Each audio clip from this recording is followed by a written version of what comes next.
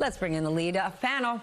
Luke Broadwater is here, Pulitzer Prize-winning White House correspondent for The New York Times. Leanne Caldwell, chief Washington correspondent for Puck. And Bobby Ghosh is back, foreign affairs commentator, columnist, and geopolitical analyst. He also writes Ghosh World on Substack. Bobby, I have not seen you in ages, so you are up first. Can we start with Saudi Arabia? Explain to us why this reported nuclear agreement with the United States is such an enormous deal.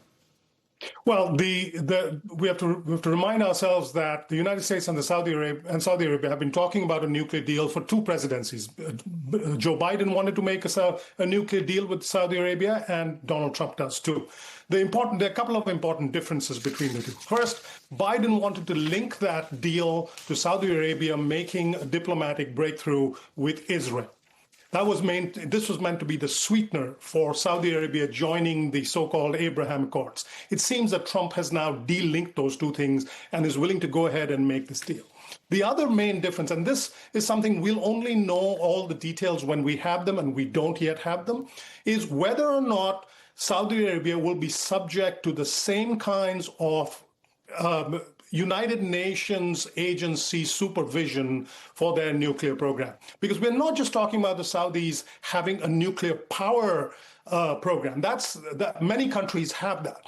But we're talking about Saudi Arabia enriching uranium in Saudi Arabia. That's where the concern steps for. If they're going to enrich nuclear fuel, who's going to supervise that? How closely will it be supervised?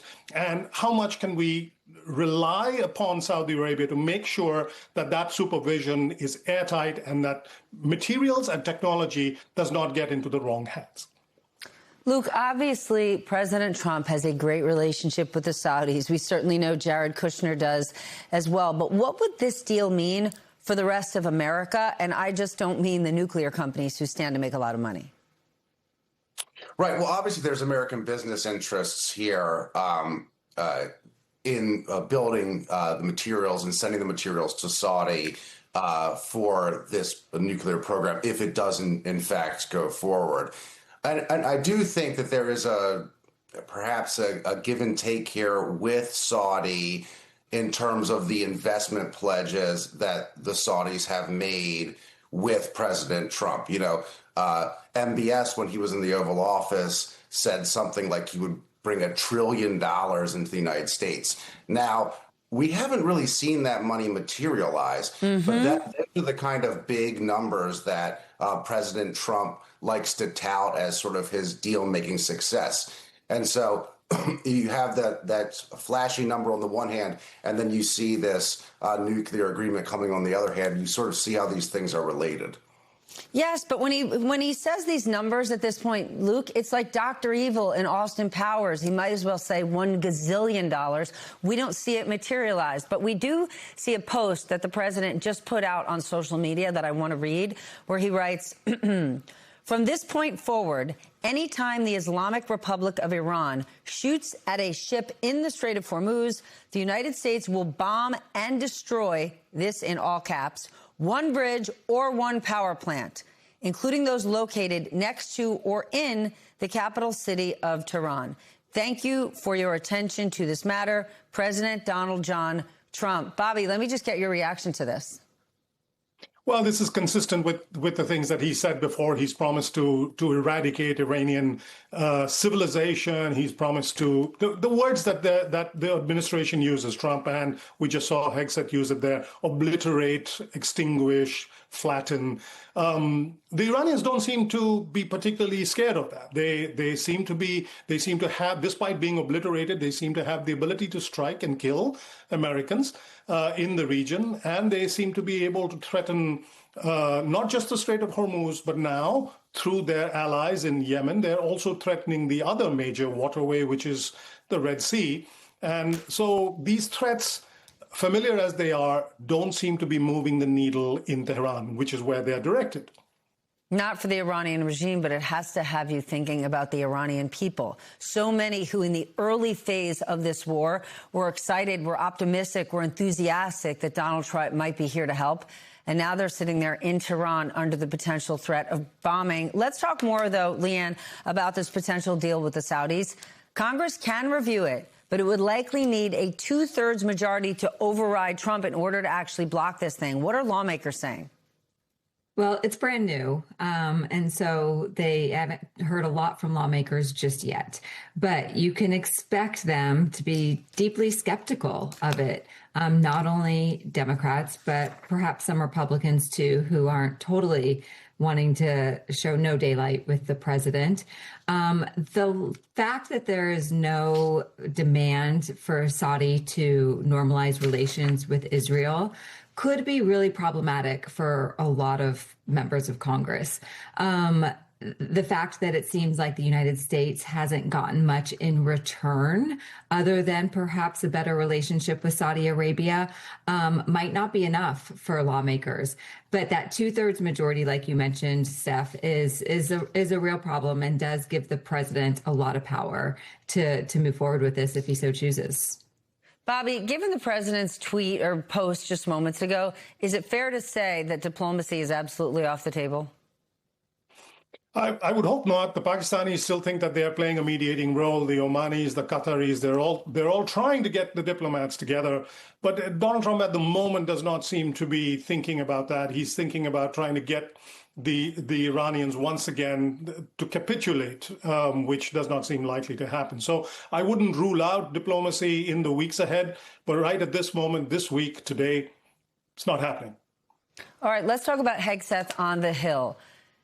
Yesterday, this war is now putting us in the range of spending over $100 billion that we know of, right, that we're hearing from Pete Hegseth. The number obviously could be higher than that. Leanne, are Republicans really going to fall in line with a number this big?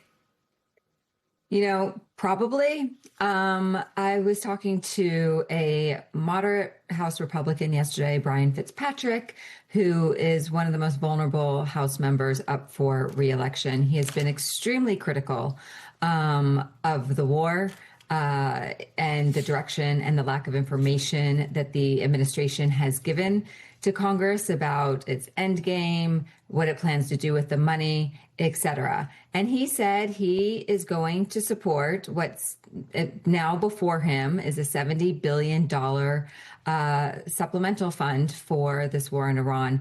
He says it's not a permission to continue the war. In fact, it is instead to support the troops. And so that is one of the many rationalizations that Republicans who aren't comfortable with the direction of this war or any information that they are receiving from this administration are giving themselves in order to support it. So yes, I think that they are going to absolutely support it, Steph. Okay, well, how about the president's rationalization?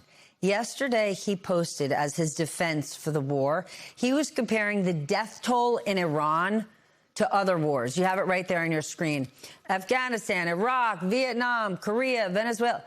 Iran military conflict, 4 months, 18 dead. He's basically saying only 18. We should take that as a win. Luke, is this going to be a winning argument for this president? It's only been 18. We're good. I mean, that was a kind of a shocking post to me to put up on. Even for him, shocking. Yeah, on the day before he's going to the dignified transfer of dead American troops who are coming back into this country. You know, if you're the families of some of those troops and you see him minimizing their deaths like that, I think that strikes the wrong note for those families. But to your question, that at large, the American people have never supported this war. The polling for it has never been positive.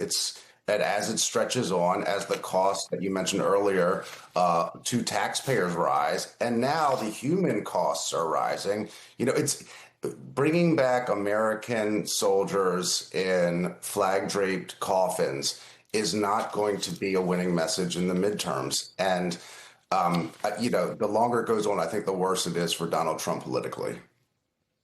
Bobby, what is your level of concern? Let's say on a 1 to 10, that the situation we are in could end up as another endless war in the Middle East, similar to Iraq. Well, I'd say if I had to pick a number, I'd say 7.5 to 8 at this moment. I think it's going to be a different kind of endless war. I don't think, because we have no boots on the ground, because there's not yet any sort of clear plan to have boots on the ground.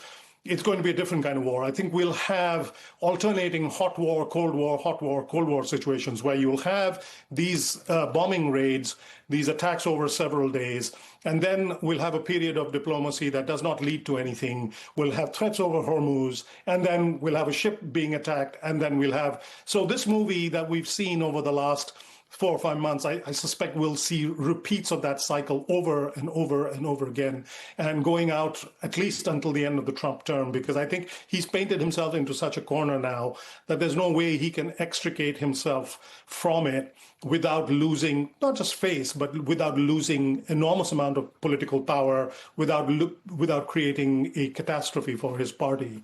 And we know Donald Trump does not like to back out from anything. So I have a feeling that we'll have this cycle repeat itself for quite a long time to come. I just think back to the first few days since we struck Iran. I called all sorts of GOP donors, some people from Trump's first administration, investors, and over I heard this is going to be a little longer than Venezuela, maybe 3 days, 4 days, 5 max. We're approaching month 5. Bobby, thank you. Luke, Leanne, you're not leaving just yet.